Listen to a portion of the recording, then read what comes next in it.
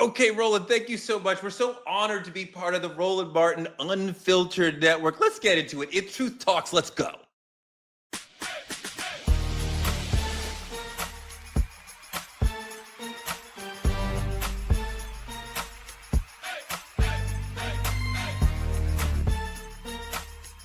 Are y'all ready to roll? Let's go.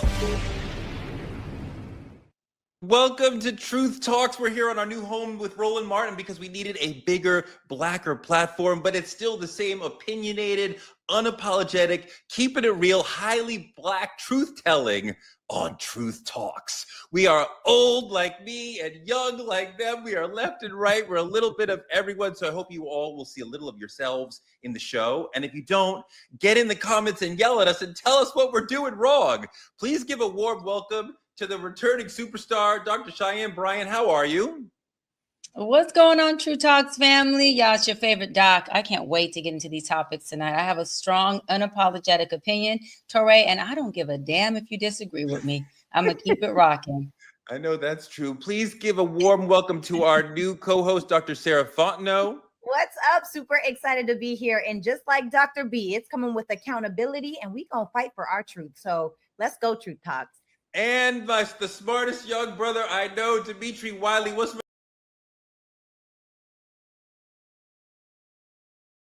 Such a compliment.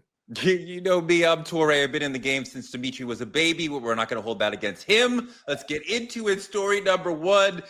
The trial of the century continues. We are in week 3. Diddy is fighting for his life against racketeering charges, sex trafficking charges. This is a wild case. I don't want to get into the minutia of it because that is everywhere. But this conversation is huge in our community. I think we are deeply divided in a way we haven't seen in a long time. Like when it was Bill Cosby, I think a lot of us were like, it's clear he's guilty. But on this one, I get into arguments in the street and online constantly. Women are divided on what Cassie should or shouldn't have done. True. Men are not sure what's going on. Dr. B, what do you think about what's going on with this trial and why we are so divided as a community about it? Yeah, Torey, I think that there's division because there's two different divisions. I think there's some folks who think that, hey, Cassie wanted this. She was in it for the money. She was in it to see, hey, what can I get? Can I get an album, a record deal, a TV show? This is the industry. I'm a young girl. I want to pretty much pay to play. And then there's a second group of people who are like, listen, no, this woman really fell in love. She was taken advantage of. She's the victim. She's experiencing Stockholm syndrome. And so she has, which Stockholm syndrome, just for everybody at home who doesn't know, Stockholm syndrome is that, when a victim falls in love with their abuser, and they tend to use it as a defense mechanism to say, hey, this person loves me. This is normal. It's okay. And they use it as a way to be able to still survive in that situation. But I want to say this, Torey, and I'll wrap up. I believe that it can be a mix of both. I think two things can be true at once. I think that she could have went into it and said, hey, look, I do want a record deal. I do want to become a big star. I want to be famous, and then begin sleeping with this man, fell in love with this man. Before you knew it, she was in over her head, and now she's getting her ass whipped, and now she's, getting abused. And at that point, how do I pull out? So I think two can exist. I don't think the community has to be so divided on that. I don't think she really saw any way to get out. She told one of his personal assistants, I can't get out. And she has this 10-album deal. So she's trapped in this paper prison. He controls her money. He controls her housing. And yet we still have questions about why she didn't leave. Sarah, why are we still asking questions about why she didn't leave? I am definitely one of those people that feel like she absolutely should have left, because for me, before I moved to America, the first time I was engaged, I was almost paralyzed by my first ex-fiance. A lot to get into. That's not the point today. Today, the point is that I left. And at the time, we were that couple in the city. We were the dream team in the city. And so for me to walk away from that, knowing that people were going to talk, being afraid of failure, being afraid that people are going to say, oh, you're never going to get married, all those doubts and fears that come into our minds, or even abuse that comes into the package. Sometimes we think that that's what we deserve. I honestly feel like most Black women are separated on this topic because so many Black women have dealt with the same amount for much less.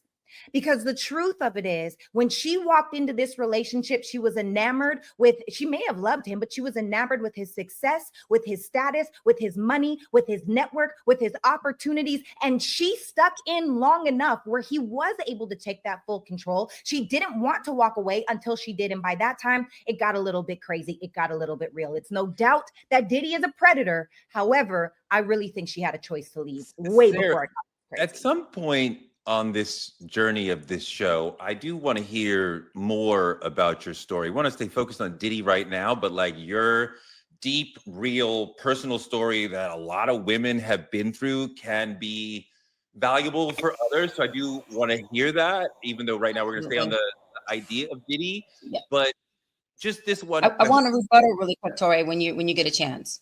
Okay, but one question, Sarah, you left a difficult situation, but in that experience, do you not see how difficult it is to leave when you are that you were successful in doing that, but it's hard. And can you not see how some other women would have a harder time at it than you had?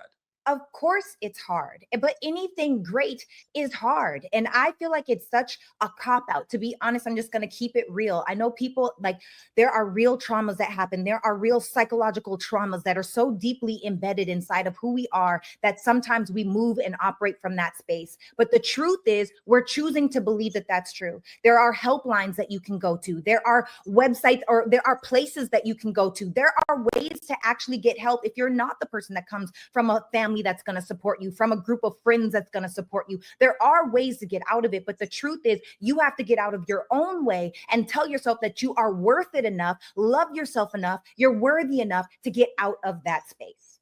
Dr. B.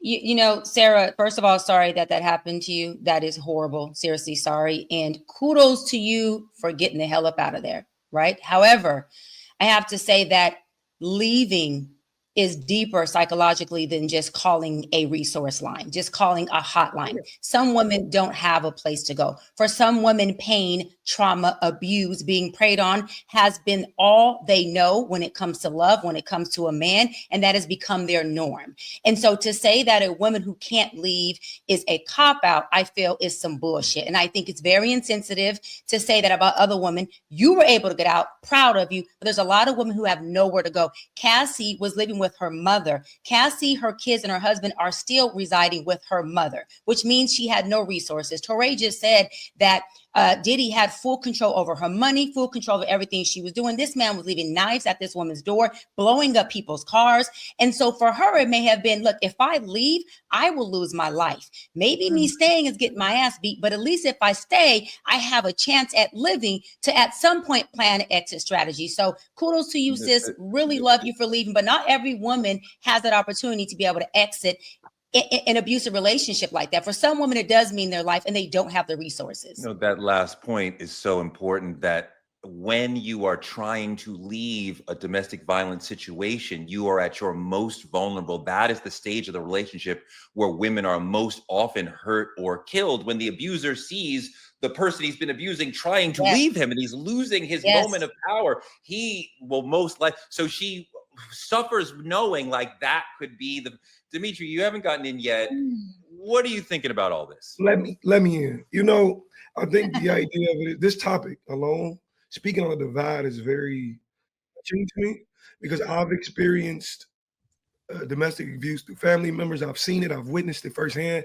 As a kid, it was it's reality for a lot of people. But to take it back to its initial point, I think the divide is happening because we are divided. We cannot sit and understand the trauma that other people go through. What a lot of people don't understand, trauma, there's comfort in it after you've dealt with it for so long. You bond to this trauma and you get connected to it. And again, it builds things like love, and it builds things like admiration in moments. It builds things like, but that's here nor there. The thing about it for me is I think we forget how strategic of a man Diddy is. Let's just say, hypothetically speaking, everything in court is somewhat true, and the rumors are somewhat true. It does not negate the fact of what she had to deal with to move on. I'm sorry to be long with it, but imagine a Monopoly board. You ever play Monopoly? And imagine the person you're playing against owns every single house on the board. Every time you roll the dice, you got to pay rent. So the thing about it is, if Diddy owned it all, There was nowhere for her to go. And I think we have to admit or accept the fact that it's not an easy thing to do. Okay, Sarah, last word. Yeah, I can agree with what you guys are saying. There's no doubt that there is a psychological trauma bond that happens especially for victims. However, it just doesn't start there. And for us to act like you get into a relationship and just get punched in the face day one, it's just not realistic. I mean, really and truly, there are flags that lead up to these things. It starts with the voice raising. It starts with the grabs. Maybe you hit the walls. There are so many different things that hit around you before you actually get hit. And so now I feel like it's come to a boiling point where she's tired of what she didn't get. But at the end of the day, she saw the signs of what she was walking into. All right, next segment. Harvey Weinstein interviewing with Candace Owens from prison as he's trying to get a retrial on one of his charges. He said to Candace, "Women should be heard, but I'm wrongfully convicted." Okay. Why is Harvey Weinstein talking to Candace? And also, why is Candace talking to Harvey Weinstein? Dr. B, what do you think? So this is the thing, right? From some of my relationships and some things I've heard is that the interview is intended to help Weinstein in his upcoming court proceedings. He's going to fight these charges. And so having this interview with Candace, because Candace believes allegedly that he's an innocent man, that they are going to be using this as helping him fight this case. Do I think it's a good idea from his attorney? I don't know. But I mean, at the same time, you're talking about a man who's in jail for how many years? Anything at this point, he should be trying to work to help his ass get off of these cases. I don't think it's going to help. I mean, abuse is abuse. What he's done is what he's done. And so whatever, I just was told that, hey, look, the interview with Candace is because she's getting the biggest engagement. She has everyone's ear. And this is supposed to help him really fight and beat this case and dissipate some of this time that he's doing. Dimitri, you can't fight your trial from outside of the courthouse. You got to do it in the court of law. You can't do interviews and help that's not how you get out of jail. But I'm also a little confused because Candace Owens's project is anti-blackness. This has nothing to do with that. What are we doing here? The thing about fighting outside the courtroom, I just think it tells you the gravity of how much social media and public perception plays into trials and plays into the courtroom. That's one idea behind it. But the whole anti-blackness, I absolutely agree with you. Out of all the people you could interview, this is who you choose. This is who you choose. But I think that's the idea of trying to be grabbing and different and anti-black. I'm so glad you mentioned that. Sarah, go. Okay, I don't know if I know I'm going to be the villain on the show. Okay, oh boy, here we go. Here we go. Always looking for what is true, and the truth is, two things can be true at once.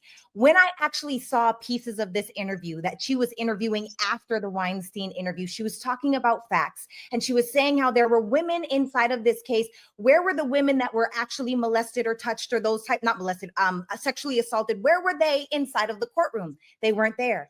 And then they asked, because I guess Harvey Weinstein allegedly has a physical thing that happened to him. And because he had this physical thing, there's something very specific about his man parts. And when they asked the women, what are the man parts? What's different about it? The women that allegedly were sexually assaulted by him could not answer the question. And you can't miss it because he had gangrene in the 90s and so had some things cut off. So I say that to say that, whether he is a douchebag, a terrible person, a predator, a manipulator, there's no doubt about that. But is he a criminal? Was it sexual assault? I don't know. There's still more to hear. I'm not saying I'm a Candace Owens fan, but I am saying I believe in finding out the truth. I mean, Sarah, one thing, there's so many people who have laid out. So, I mean, are we really saying we're talking, 50 women, something like that? Something absurd. Are we saying they're all lying?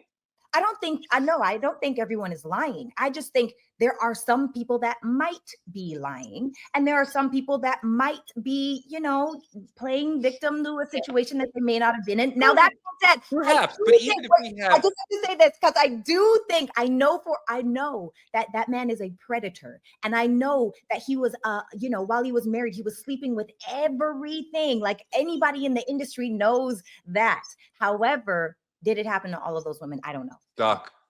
But this is the thing. If he's a predator, okay, that's already saying he's a criminal. If there's some woman saying that he did and it is right that he did to them, and some women are lying about it, it doesn't matter. All it takes is one woman for a man to violate, for a man to abuse, and it makes you an abuser. It doesn't matter how many. This is the thing. We got to stop needing abuse to fit a certain ideology, to fit a certain look, to fit a certain number. Abuse is effing abuse. And I'm so tired of people needing it to look the way their abuse looks, to look the way they need it to look, or to look the way TV or social media shows us. If a woman says no, it's fucking no. And if she goes to court and it's proven that you raped her, you touched her, you violated her, guess what? You are a criminal. And women need to stop not sticking up for women and leaning on the side of men just because maybe some women lied and maybe some didn't. But if that one maybe is a yes and it's true, then that guy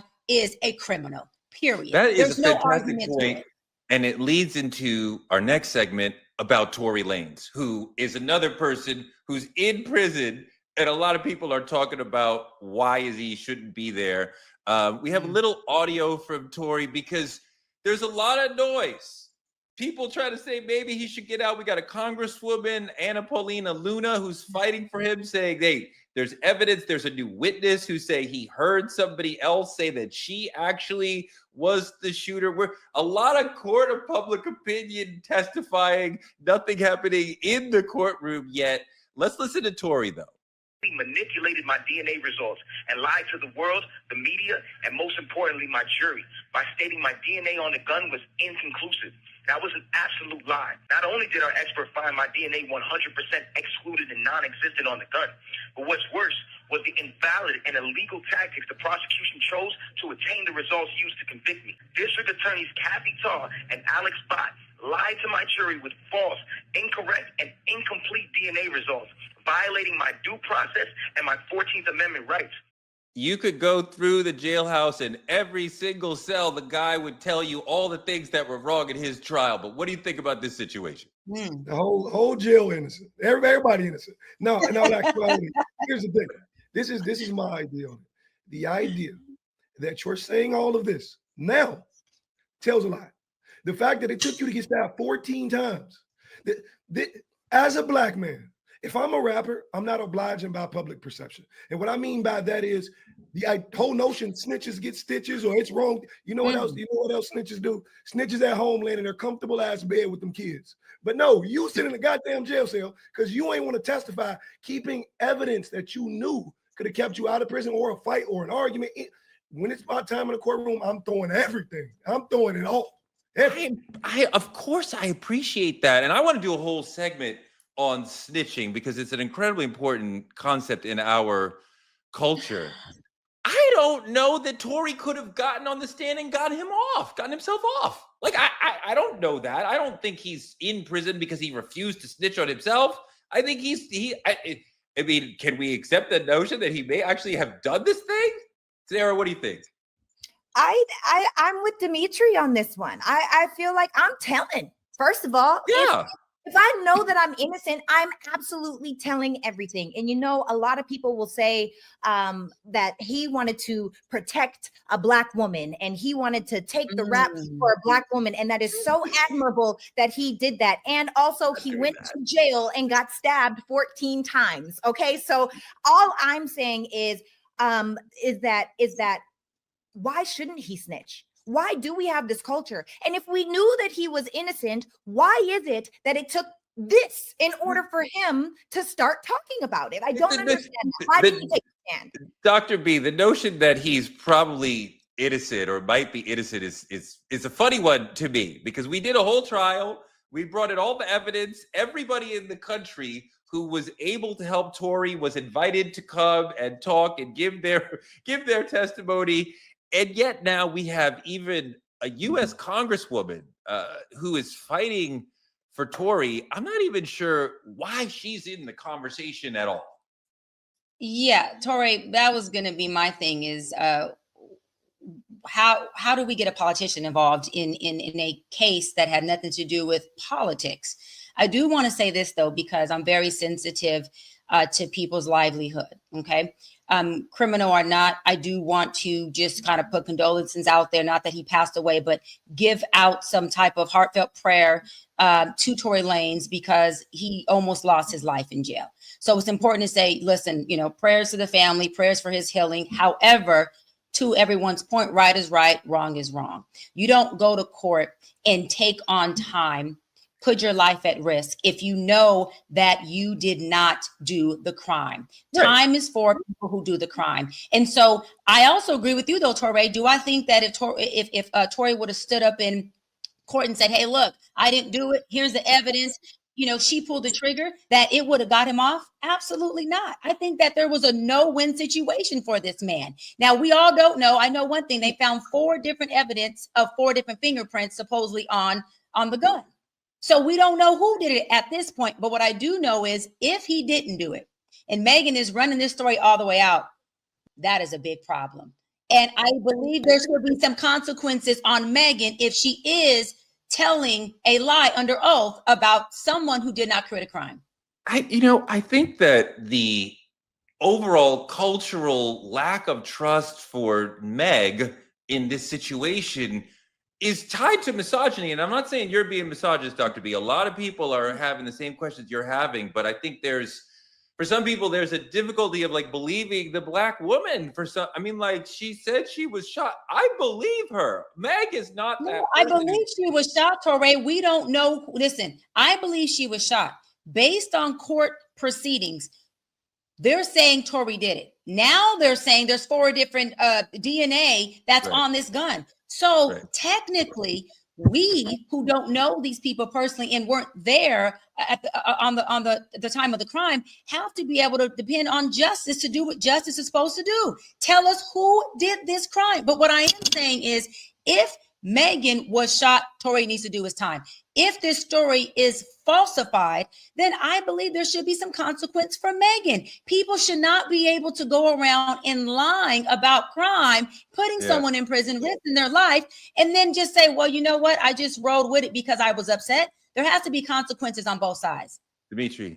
You know, it's funny to me. I want to specifically speak on the politician part of it. I think in politics, there's a room full of people sitting around saying, how can we make impact? I think when people run for presidency, they bring rappers out, they bring the most influential people out who can garner the attention of others.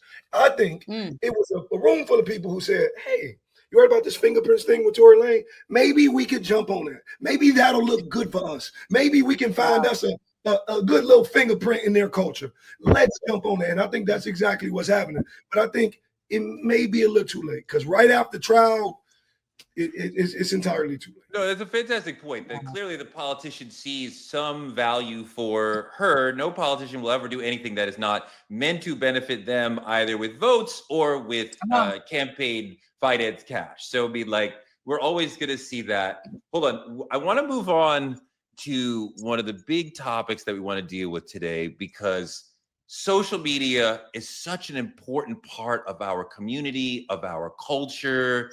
This is a central issue for us on this show and in this culture. There seems to be maybe three or four people who control all the major social media platforms we use. So you wonder if there's sort of a weaponization or a war that we don't see, as far as, are they feeding us information, tweets, TikToks, Instagram posts that aren't in our best interest? You know what I mean? Like, Sarah, what do you think about the impact of social media on us, on Black people? I think the impact is wildly impactful. And what I mean by that is, inside of what's happening in the world, especially us being the biggest consumers in the nation, we're constantly consuming.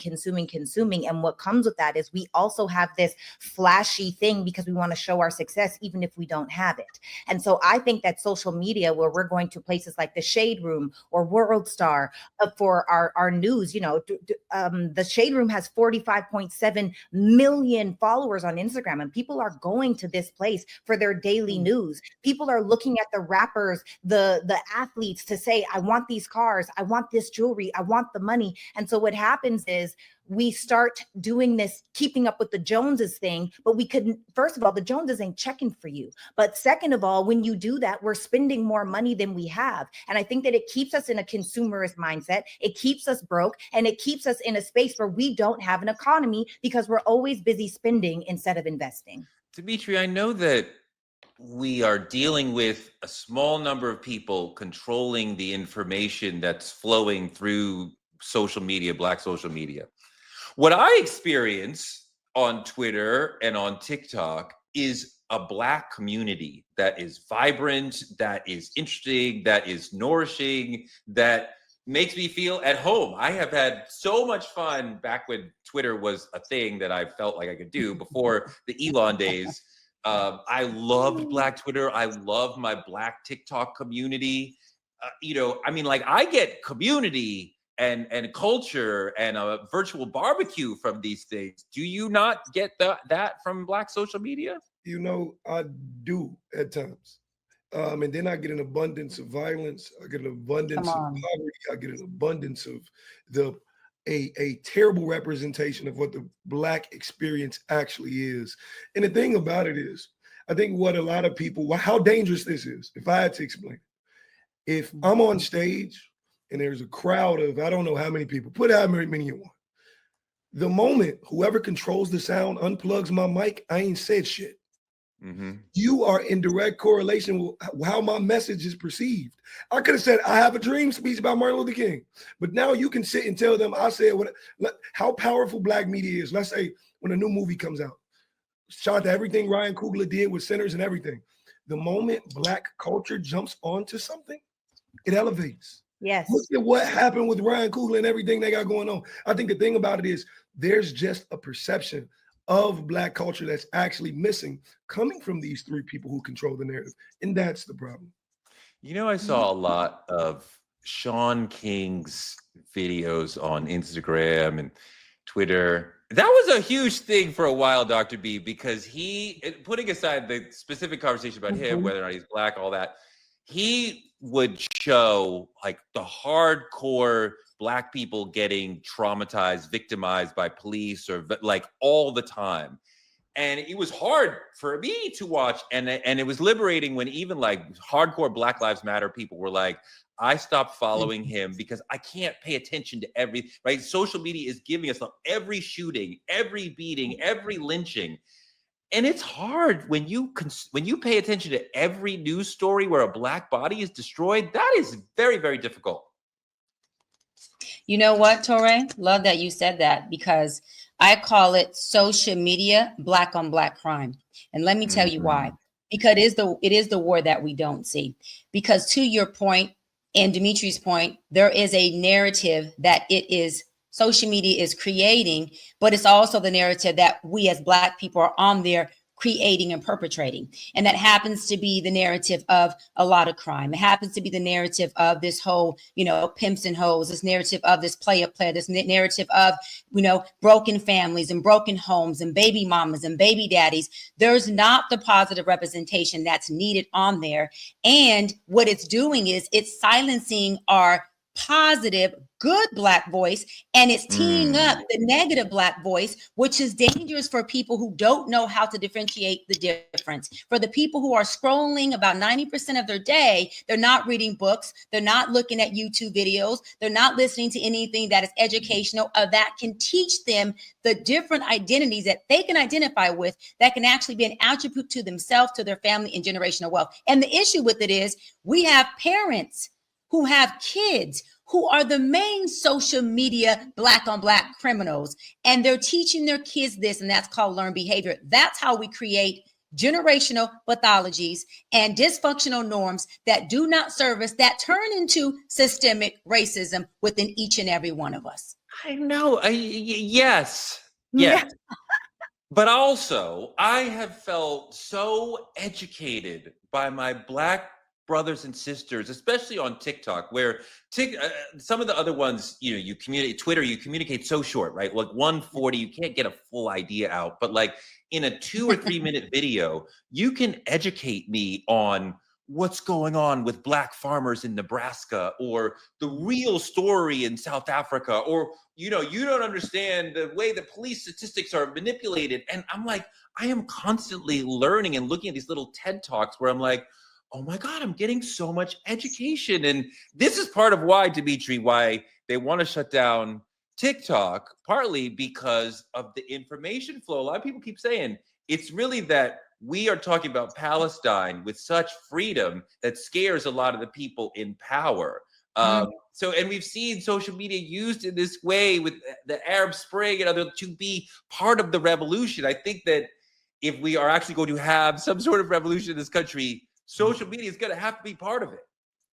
You know, it's amazing because it's probably the most powerful part at the moment. It's the most influential thing going on in modern generation, clearly.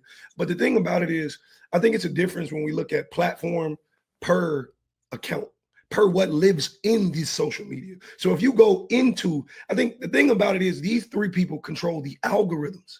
So they can push whatever they want you to see at you more than you think they might. So let's say TikTok, for example. Of course, there's great space to learn, great space to conversate, great space to do this. But if you see one black bad experience, all that's set to follow is 27 more. Your For You page is going to look nothing but black this, black that. And you know, Torey, this is a question I have for you because I look up to you now. I just want to know your perspective on it. If we're looking at it as black men, black women in our culture, and we're saying, damn, this may be wrong, or damn, this may not be all we need to see. How are other people looking at it saying, do you think there is a race that's saying, look how much black death is shown on TV. Look how much we can get away with. No, I know. I'm sure that some white people are encountering this stuff and it has an impact on them. You know, I think about this a lot because these sort of stories really live in us and resonate for us. Like, I think that like any of us could name 10 or 20 black people who were like infamously killed like by police that became like big, huge stories, right? And like we may not say the same 20 names, right? Like you may say some names that I don't say, I may say some, all that, right? White people are maybe doing like one or two, right? Like they remember Trayvon Martin because we made a big deal out of it, right? But like, do they really think about all this in the way we do? Dr. B, I don't think they do. This is my thing, Torey. Whose problem is this?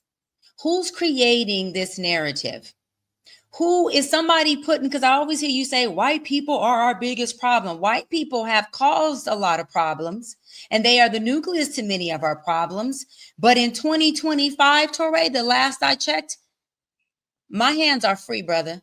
And so is my mind because I chose for it to be. So the issue is we, to Dimitri's point, are allowing the folks who control the algorithm, who control the media, to make sure that they are controlling the narrative that they want to put out there about us. So what does that mean? That means that we have to understand that if we are going to put a narrative out there that's going to be controlled, let's put one out there that we can't control. Let's put the one out there that we want people to see. Let's put those narratives out there that we want leaders to be able to draw a blueprint from, and creates people and causes people to want to have think tanks about the things that you're saying you're watching, Torey. Everyone doesn't have your algorithm.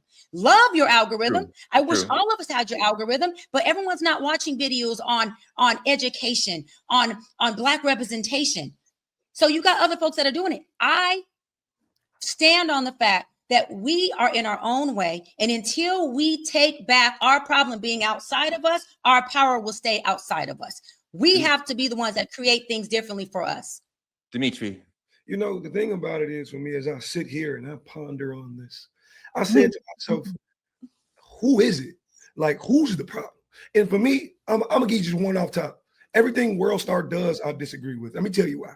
There's two ways to get on WorldStar: either pay for it or a negative action. You got to kill somebody. Somebody got to die. I don't know if y'all heard about this young man. He's a rapper. Recently got caught in gunfire. His name was Skilla Baby. He's part of this new generation. The YNs know him well, but it was reported that he was shot, but it wasn't reported that he was praying on Instagram Live 2 days before, that he was doing something completely out of his normal. That wasn't reported, and that garnered the exact same amount of likes, if not more. But we ain't reporting that. All we reported to negativity, and that's my problem. That's why I don't subscribe to Well, here's part of the challenge with what you're saying, that the people, the oligarchs who control our social media, all of them are conservative, right? They may or may not be Trumpy. They probably are, but they're all right wing.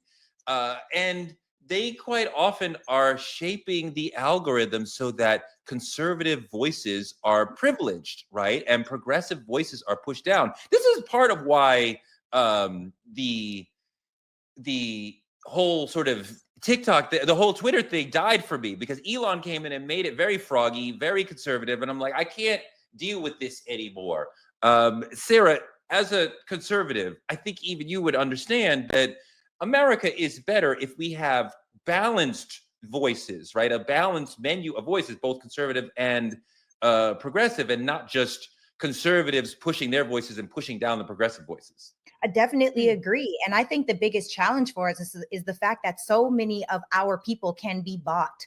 And what I mean by that is, as long as they're shaping the narrative, they have to have us in order to push it out, because we're leading the trenches, right? It's our people that are leading the trenches of what's cool and what's popular, what's necessary, what's needed. And as long as we are being puppeted out front and taking that check, it's going to be okay. And so it's funny to me because, you know, you see these people on social media. Dimitri was talking about how it's negative or you pay for it. I'm seeing little girls twerk in front of their families because that's cute now.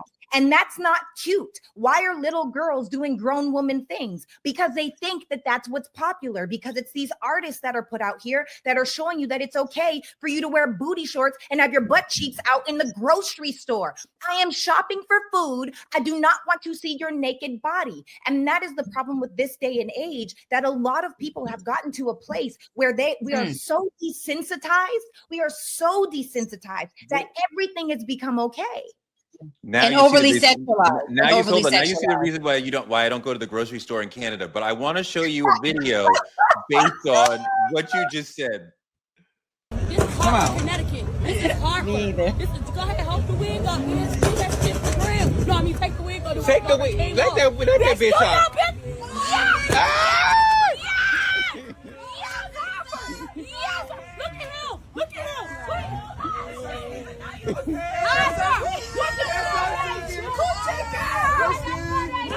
Coochie girl, Connecticut.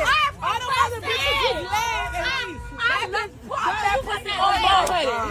Dimitri, 100,000 likes, 4,000 comments, 30,000 shares.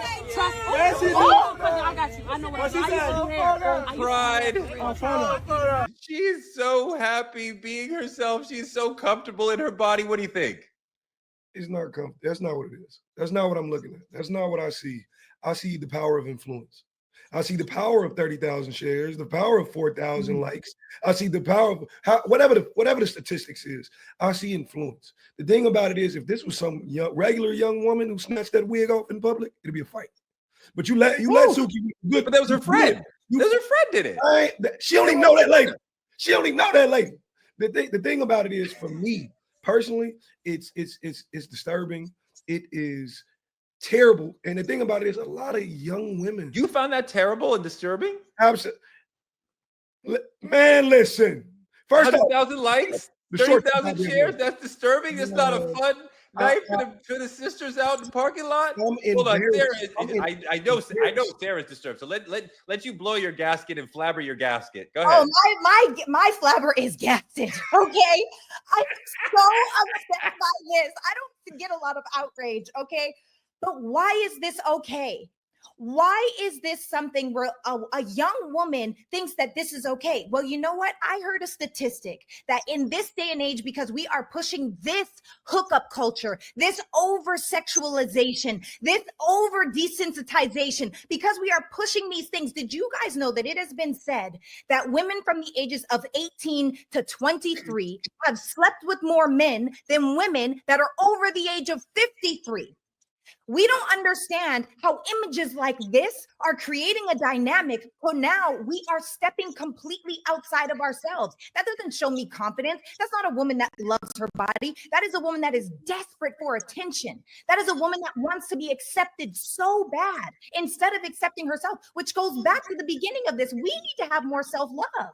Dr. B, I see coming out of a long history of Black people struggling to love ourselves, our curls, our curves, our larger things, our Africanoid features. I mean, my God, before Sarah was born, we had a whole campaign called Black is Beautiful, where we had to teach Black people. We were talking to Black people and teach them we are beautiful, our natural hair, our natural nose, our big natural lips. Like, we are beautiful.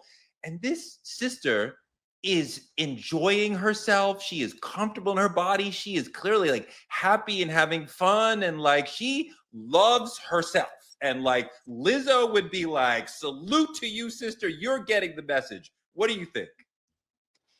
I think it's a deep-rooted identity crisis. I think it is an act of self-hate being externalized. I think that all of the validation that she's never received. You think that's self-hatred?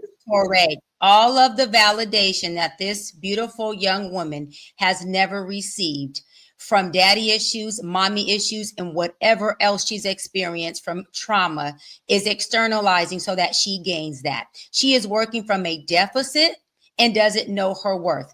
Worth isn't a weight class, okay?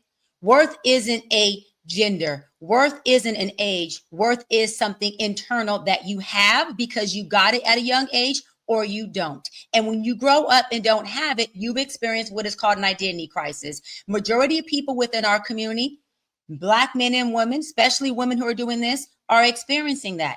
They are placing their value on external forces. As long as I can get a like, a comment, or a validation from somebody who she deems to have value, which happens to be a celebrity, Suki, then guess what? She feels validation until that validation leaves her and she has to go seeking external validation again. That is where the psychological dysfunctional norm comes in at, Torey. And this isn't a woman who's enjoying herself. And really quick, you brought up Lizzo. Lizzo was a woman who got online and falsely claimed that she was so happy in her body. Now, there are some women who are at that plus size.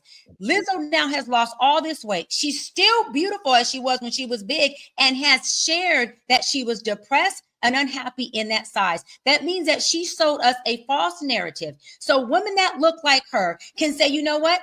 I can be this big and be this confident as well. That is a problem, Torey. And we have to live in reality, Torey. That's not okay. The pearl clutching on this panel is epic. All three of y'all are gripping tight. I don't even know how we could diagnose an identity crisis from just a silent day. Like, the sister clearly seems happy. I would have to know a lot more about her. If you are if you're over-sexualizing yourself so that you can get some type of validation from a celebrity who is smacking you on your behind, so you can accumulate likes, comments, and shares on Instagram, and you can't see that being some type of identity crisis or a problem, then maybe you have a bigger problem you need to look into, because that is not something that somebody does out in the public because they care and they value themselves. I think she does care about herself, and she does value herself. And because she loves herself, she's able to have this moment of self-pride, of self-joy, of self-release. She's not afraid to be seen and people judging her. She's like, what? Who is it? Suki? I can't, Dimitri, something's wrong with my glasses. What is the name of the person who posted this? I want Dimitri to say it. Really quick, Torey, play the video again. Let's hear what the girl says in the video. Play the video again. Yeah. Go ahead, let's see. I got you. I know what I used to do hair. I used to do hair for real. I used to do hair. You ate that shit up. You ate all these hoes up. Yes, she all did. these skinny bitches. Yes, she did. That's not what I say. All the skinny hoes. All the skinny hoes. They can't fuck with me. They can't fuck with me. She's so proud. She's proud of herself. She loves herself. Torey, did you hear what the woman said? The woman said, you effed it up. You effed it up. You effed up all these skinny hoes. Torey. Yeah. That means she's competing. Listen, you compete against people you admire. Don't start with me. Don't yab me, Torey. You compete against people you admire. So you're competing against skinny hoes. Is that what your admiration is? You can't be happy in your skin if you are trying to be something other than what you are. No. First off, her name is Suki with the good coochie. Let me explain to you. Daniel with the good dick can never be my mentor. You understand what I'm saying? He can never teach me shit about no self-love. Yeah. Listen, it's all beautiful and great and everything, but this is the thing. I think there's a difference from being happy for a moment and being happy when you go home and lay your ass down. Yeah. Yes, she might feel validated right there in that moment. This is the highlight of this young woman's life. Why? Because Suki I ain't even gonna say it again. No, say it again. Because Suki with the good coochie gave her a compliment. Posting her on her social media. I don't think we know how dangerous this is. Suki got 2.7 million followers on this. That's more than me. I think that may be more than the thing about it is, man, it's a dangerous fucking narrative. And I understand she's trying to push it as self-love and push it as be beautiful, but that's not what I'm seeing. What I'm seeing is you act on somebody's insecurities. Agreed. When are we going to stop supporting this trash at the end of the day? Because honestly, we are magnifying and glorifying self-hate. That's how I feel. And it's funny to me because like when you think about the fact that just because a celebrity comes or they turn on a camera, now all of a sudden, this is why social media is weaponized against us, because we don't even know who we are. We struggle to really identify ourselves and have a real form of identity. This happens every single day in so many homes. This sister is not unlike many of our sisters, aunts, cousins, what have you, who are overweight, not their fault. That's the biology that some of us are given. They can't do anything about it. And in a culture that is constantly telling you that to have a thin nose and a thin body is beauty, and to not have those things is not beauty, to have this sister be like, I am large, I am beautiful, I believe in myself, I love myself. That is a valuable message to the other women who also can't. What if sexualizing yourself like that ends up getting you raped? What if now, because you are the person that wants to show your booty, you want to show your whole body, you want to act like you love yourself so much that now you put yourself into a dangerous situation. You put yourself around these men that you think are going to treat you right, and they're not. And now look, who's in the wrong? Who do we blame? Where does it go from there? Dimitri. The thing about it is showing your body has become such a norm in this culture that we're numb to it now. The thing about it is you look at people with OnlyFans account, and all of this is social media. You look at people with OnlyFans account and their entire goodies are out on social media, right? But then the moment a man walks behind them in the club, what the fuck are you doing? How dare you? The moment a man compliments that body, you over there shaking that ass, you over there shaking, he's in the wrong. Come on. He's on the line. He's doing all these things. Baby, you put it out there for him to see. These are all some of the sex workers that Cassie was with in the freak offs. Some people have talked about, you see Diddy had a type, maybe you see it. I think there's a big leap to what if she got raped, because this person is in a situation where she's with friends, she's in the parking lot, so she's probably near a club, right? So like she's in a situation where she knows who she's around, she knows who is with her, she feels comfortable, right? I imagine this sister would know, hey, I'm not safe here. We're not twerking here. We're not twerking everywhere. We're twerking here where we're comfortable. And I love the love that she has for her body. Go ahead, D. Torey, let me ask you a question, Torey. Let me ask you a question. And real quick, Dimitri, Torey. Where would it be appropriate for your daughter to twerk? I'm just curious. Where would it be appropriate for her to twerk? I mean, look, if my No. 16-year-old child was in the house with people who know and respect and love her and know that her main goal is to get to college and to get to a career, and that's not the main thing, right? This is not where we're focusing on, friends and parents who love her. So can she twerk on a car in an alley with the Suki is that appropriate for your 16-year-old daughter to twerk with her butt cheeks out? I don't care what size she is. Size doesn't matter. And Suki and these people popping her butt. Is that appropriate, Torey? I'm asking you a question. That woman is being appropriate. She is showing love to herself. Is that appropriate for your daughter? Is it appropriate for your daughter? I mean, I've already answered the question. Dimitri, he's doing avoiding behavior right now. Go on, Dimitri. God damn it ain't appropriate for mine. And I don't even have one yet. But I think the thing about it is what you're missing, Torey, and I love the sentiment. I love how you say she may feel comfortable here, but 99% of people who are taken advantage of felt comfortable first. 99. It's always in rooms and in spaces you thought you were safe. Yeah, that's how you get taken advantage of. Let's just say, hypothetically speaking, one of them men or friends or security guard said, you know what? Y'all see that young lady out there? She was shaking her ass outside. I'm gonna slip something in her drink. She can roll with me.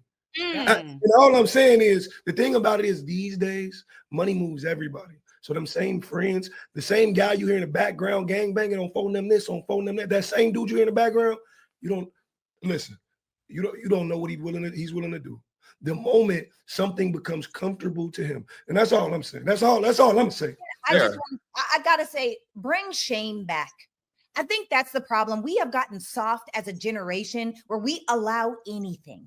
And this is the problem with allowing anything. You've got people that clearly are displaying that they don't truly love themselves. Because when you love yourself, you have standards, you have boundaries, you have exclusivity. There are things that you have when you respect yourself. Nothing about this says, I respect me. We've got to bring, and maybe that sounds crazy, bring shame back. This I would be ashamed, because now we have parameters and boundaries in which we operate for our lives. If this becomes okay, if your 16-year-old daughter were in the grocery store, because this is how people are also dressing in the grocery store, Torey. People are dressing like this, going for a walk in the park, and it's crazy. Why? Because there's no shame. Why? Because social media is weaponized to show us as Black women that we don't matter, that the only thing we're good for is sex, that it doesn't matter what we actually want, and we are able to be these sexualized beings that everybody sees today. We are the most sexualized group of people, and this is why. I don't think there's a lack of shame in this world. I think social media is definitely a home where people shame each other and strangers will lay into each other. But I think that a lack of shame, if that does exist, allows people the freedom to be who they want to be. And you're talking about hypotheticals and the potential of if that happened, but none of that happened. This sister was in a parking lot, minding her own business with her friends, enjoying her body, having a good time. And there is something revolutionary about somebody this large being this happy in her own skin. We don't see this every day. Torey, people like this are taught to not believe in their own beauty. But it's not about being large, because if we put a large elementary, junior high school, beautiful, large, big girl or boy reading or studying for a test, it's not going viral. It's not going viral. And it's nothing wrong with twerking. It's about what is your end result? What are you trying to gain from? I'm 42. I twerk all around my mini mansion. You damn right. I twerk butt naked in my house, in my mansion. Okay. I do a lot of things in my home because I want what you're saying. Freedom. Yeah, Dimitri, go on and picture it. Get the vision, baby. Get the vision, baby. Okay. I want freedom here. I'm in my safe space and I'm comfortable and I'm here with family. But I am not intentionally going outside next in the middle of the street with my butt cheeks out where you can almost see my vagina twerking, because then what would be my intention? What would I be trying to feed within myself by doing that with an audience? Those are two different feasts that you're trying to feed. Dimitri. I think the thing about it is what makes this dangerous and how it's being weaponized against us is the idea that upon perception, other cultures, they all believe we already related. You don't know if this is my mama, my sister, my auntie, my aunt. We don't know. You just automatically attach How them often to do my we friend. don't know? And that's what I'm saying. You know, you got friends who be like, I didn't know that she was my mom till I was 20. I didn't know that he was my That's cousin. a crazy statement you're saying right there. But all I'm saying is the idea of it, the moment Sarah says, baby, you love the grocery store. The moment I go to the grocery store, right? And I'm in connection with another culture and they look at me and I look at them, they automatically reference this video in their mind. This is the perception they have of our culture, no matter where we are. All they're going to remember, and it's a psychology thing. You are more likely to remember the negative behaviors and connotations you've seen than you are positive. But here's the thing, Dimitri, right? Like we had a black president for 8 years. He has a beautiful black wife. 8 years. I mean, they've been married forever, but she's a superstar in America for 8 years. She's the most admired woman in America for many years. So I'm supposed to be afraid of one video that gets a couple million likes, but like, because why? I mean, I don't conduct my life based on what will white people think. Like that to me is an incredibly reductive and destructive way to look at the world. And like, if you look at that after years of looking at Barack and Michelle and Oprah and you go, well, they're just that. Well, there was nothing that we could have done to save you, right? From hating us, from being anti-black, because we gave you amazing images of brilliant, beautiful, intelligent, black, classy black people, right? Over and over and over.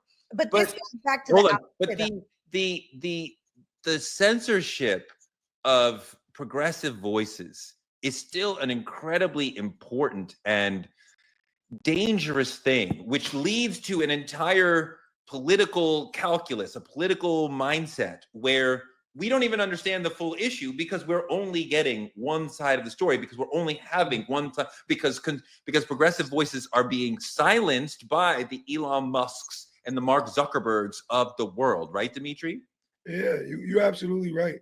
And I think the thing about it is that's what makes it even more dangerous. If they're withholding all of the positive things, like, and I get it, the Michelle, the Baracks, and everything that went into making our black culture beautiful, everything that we see is beautiful, and only judging us off the negative shit they see online, I think that's even more of a powerful statement of why this shit can't exist, why we can't hype this shit up in our own culture. And the thing about it is, for me personally, I think the moment you begin to control what I say, you control my message.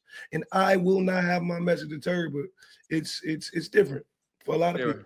Sarah, go. Yeah, once you start censoring and suppressing what's good and you amplify what's bad, we start to create the narrative that that's all that there is. And that's really the issue. Yes, we have the Michelle Obamas and the Oprahs and for each one of those, there's 1,000 others that are doing twerking videos. And those twerking videos are what is getting pushed out in the algorithm and amplified, where they are getting 100,000 likes, 100 million likes, whatever it could possibly be. And I just feel like it's not right, because now little black girls are looking up thinking the only way for me to matter is to have attention instead of respect, is to have people look at me instead of have people value me. And that's my challenge with social media. You have to be so intentional with it, but we live in a world where social media, your friends, your family, your colleagues, your schools, that's really what's raising our children, no matter how good of a parent you are. So how do you battle social media?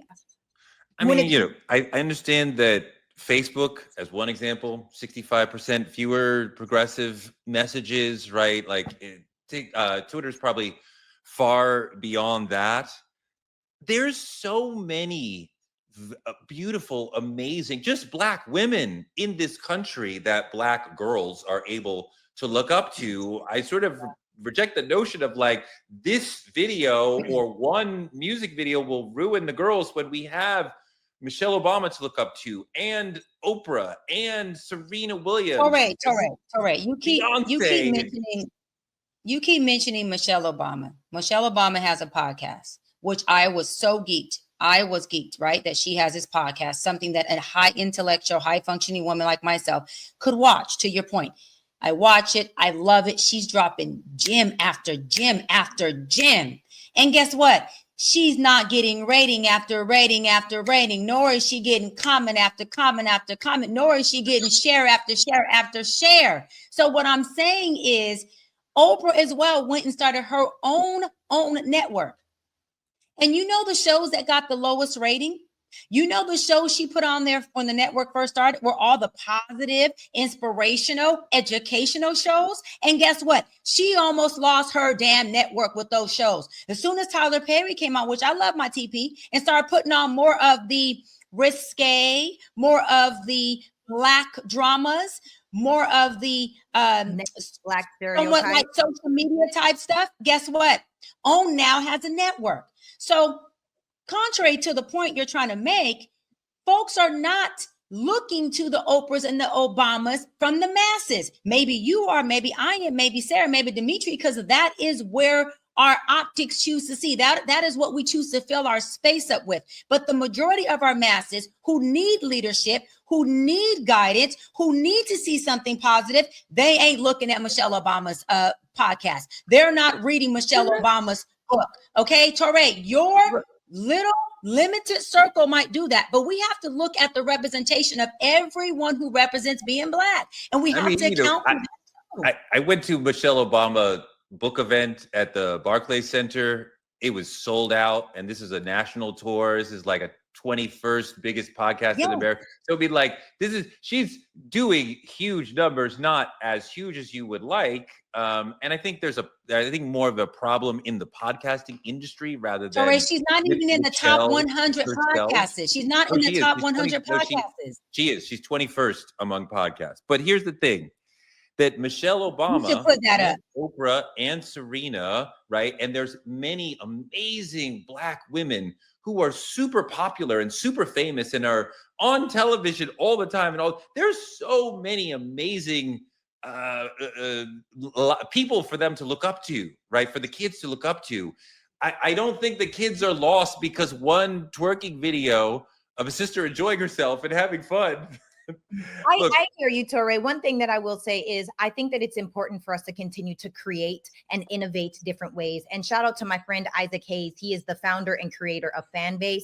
And it is just like a social media meets Clubhouse, meets Zoom. And he's really put that out there. But because, again, we are suppressed, we don't have that same amplified voice. Most people don't even really know about Fanbase. Although it does have hundreds of thousands of people, it's not the same as Instagram that has as many people as it has on the app, right? And so our opportunity is to continue to explore what have we created for ourselves so that we can see more positive messages, because it is true. Negativity is natural. We have to be positive on purpose and check out Fanbase. That's just one option, but there are several. No, it's a great platform. Shout out to Isaac Hayes III. There's also Spill, where they're also trying to create a Black social media, a cookout vibe.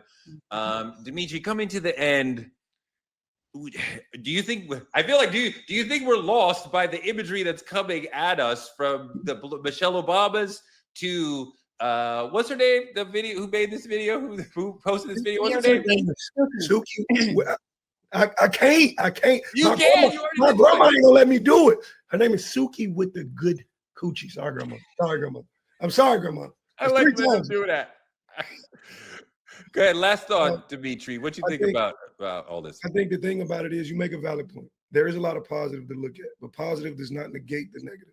And I think the thing about positive, what a lot of people don't understand, in today's social media society, there is a difference between insight and influence, right? It's the reason you can go to a 3-year-old, 4-year-old, and he can tell you 7 Michael Jackson songs.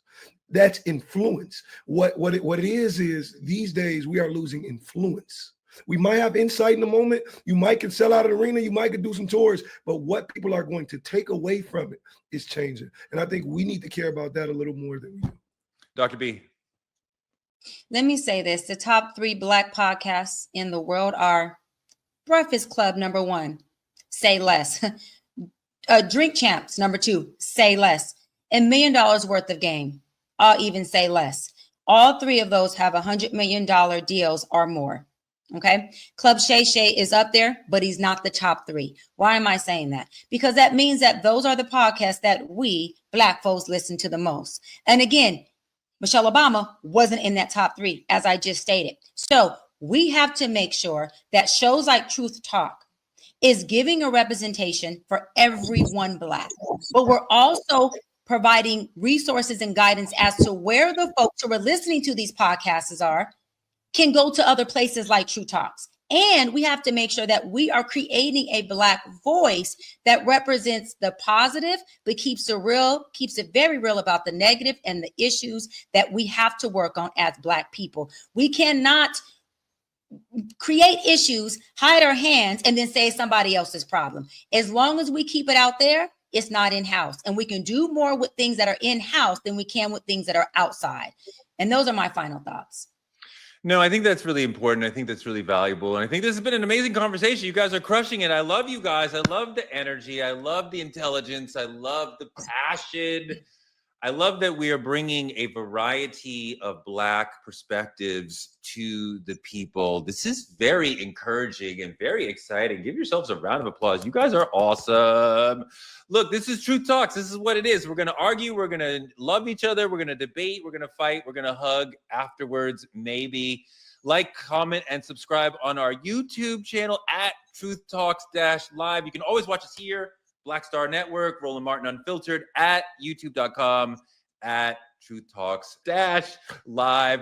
Support Black media. There's all sorts of links on the screen that let you support us and the wonderful people who are on the show with me and the wonderful people behind the scenes who make all this happen. We could not do this without all of them. Thank you. This is Truth Talks. We'll be here every night at 8 p.m.